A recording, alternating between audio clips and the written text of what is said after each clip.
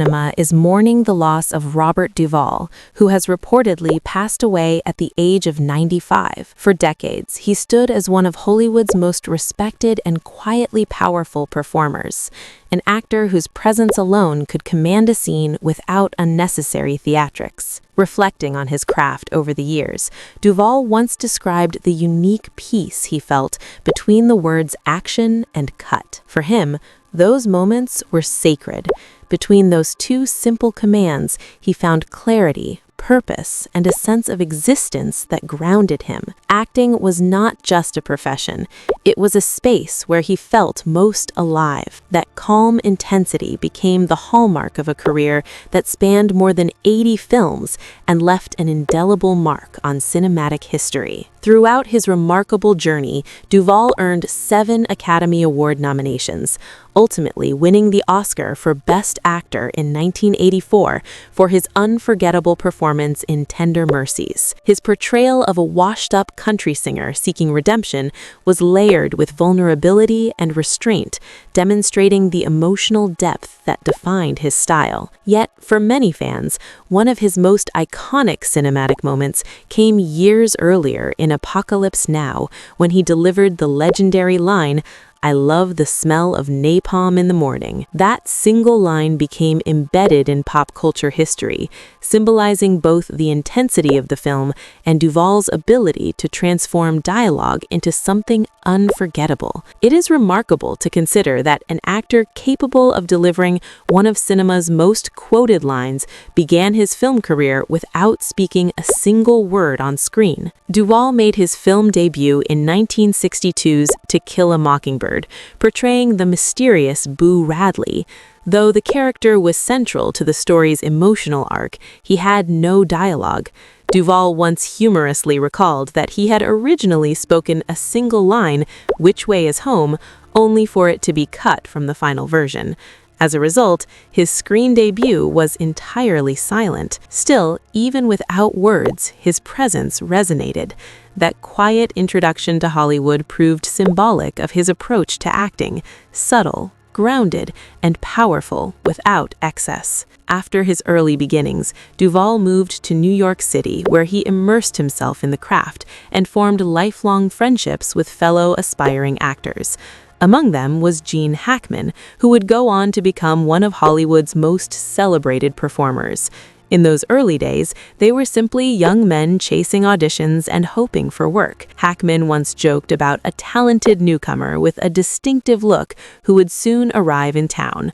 That newcomer was Dustin Hoffman. The trio shared small apartments, floors to sleep on, and big dreams that felt almost impossible at the time. None of them imagined the level of fame they would eventually achieve. They were focused on survival, on improving their craft, and on finding the next opportunity. Unlike some of his contemporaries, Duvall never seemed preoccupied with celebrity status. He often expressed gratitude for the kind of recognition he received, acknowledging that he did not experience the overwhelming public frenzy that surrounded figures like Robert Redford. Duvall embraced his identity as an everyman. His face was familiar, respected, and admired, yet he retained a sense of normalcy that allowed him to live without constant spectacle. That grounded personality translated directly into his performances. Whether playing military officers, country singers, crime bosses, or fathers, he brought authenticity and humanity to each role. Beyond acting, Duvall nurtured passions that extended far outside Hollywood. One of his great loves was tango dancing. He spoke openly about writing a script centered on the dance, determined to bring its passion and elegance to the screen. That dream materialized as Assassination Tango, a film he both directed and starred in. The project blended crime drama with the world of Argentine tango, reflecting Duvall's fascination with the art form. It also introduced audiences to Luciana Pedraza, who co-starred in the film and later became his wife. The couple married in 2005, beginning a partnership rooted in shared artistic interests and deep mutual respect. Over the years, Duvall allowed glimpses into his personal life, including moments shared with Entertainment Tonight, which followed him and Luciana during award season preparations and offered viewers a look behind the curtain of his daily routines. In 1998, cameras captured him preparing for the Oscars with humor and humility.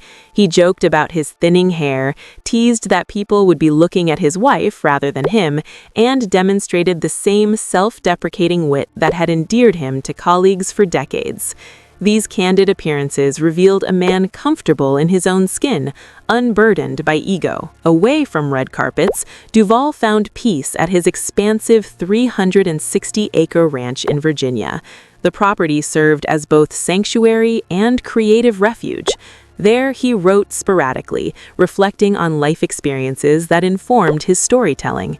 He often admitted that he had not been a strong writer in school, but life itself had become his greatest teacher. With age came perspective, and with perspective came the ability to write about what he truly understood. He believed that youth offered limited knowledge, but living, facing successes, failures, love, and hardship, provided the material that gave art its depth. Even in his later years, retirement did not appeal to him. Duvall maintained a steady desire to work, often joking that he would only retire when he could no longer wipe the drool from his face. The humor masked a profound truth. He was driven by curiosity and an enduring love for performance. There were always more stories to tell, more characters to explore, and more emotions to examine. His dedication exemplified a lifelong commitment to growth and artistic exploration. When asked what he hoped audiences would think of his body of work, Duvall expressed a simple yet meaningful wish. He wanted to be remembered as versatile, as someone capable of inhabiting vastly different roles with sincerity. More importantly, he hoped viewers might gain something from the humanity present in his performances. Whether portraying flawed anti-heroes or gentle souls seeking redemption, he searched for the positive core within each character. That search for humanity became the thread connecting his diverse filmography. Over the decades, Duvall collaborated with some of the industry's greatest directors and actors. From intimate dramas to sweeping epics, he adapted seamlessly, never allowing himself to be confined to a single archetype. His understated technique influenced generations of performers who admired his discipline and authenticity.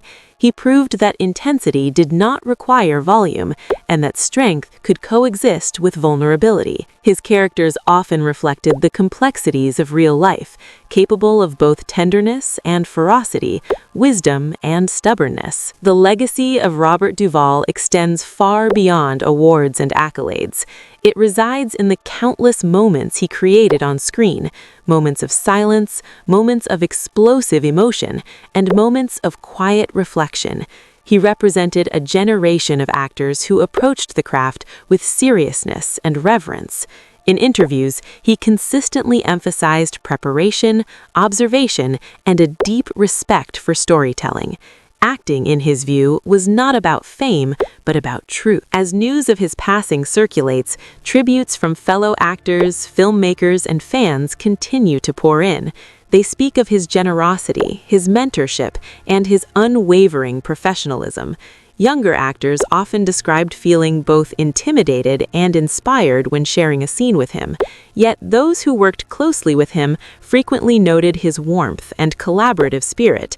He valued ensemble work and believed that a great performance was built on trust among cast members. Duvall's career serves as a bridge between eras of Hollywood, from his silent debut in To Kill a Mockingbird to the fiery intensity of Apocalypse Now and the heartfelt introspection of Tender Mercies. He navigated decades of cinematic evolution without losing his core identity. He adapted to changing styles and technologies while maintaining a steadfast commitment to authenticity. That consistency earned him the admiration of audiences across generations. His love for tango, his devotion to his ranch, and his enduring marriage to Luciana Pedraza reveal dimensions of a life lived fully beyond the spotlight. He balanced professional ambition with personal fulfillment, demonstrating that artistry thrives when rooted in genuine experience. Even as accolades accumulated, he remained focused on the next challenge rather than past triumphs. In remembering Robert Duvall, one is reminded of the power of subtlety. He did not rely on grand gestures to make an impact. Instead, he trusted in the quiet strength of character, in the truth found between action and cut. That philosophy shaped not only his performances, but also his worldview. He believed in doing the work, in staying curious, and in allowing life itself to inform art. The industry has lost a titan, but his work ensures that his spirit endures. Every time a viewer hears that iconic line from Apocalypse Now, witnesses the silent presence of Boo Radley and to... For full video, click related link below or like and subscribe this channel.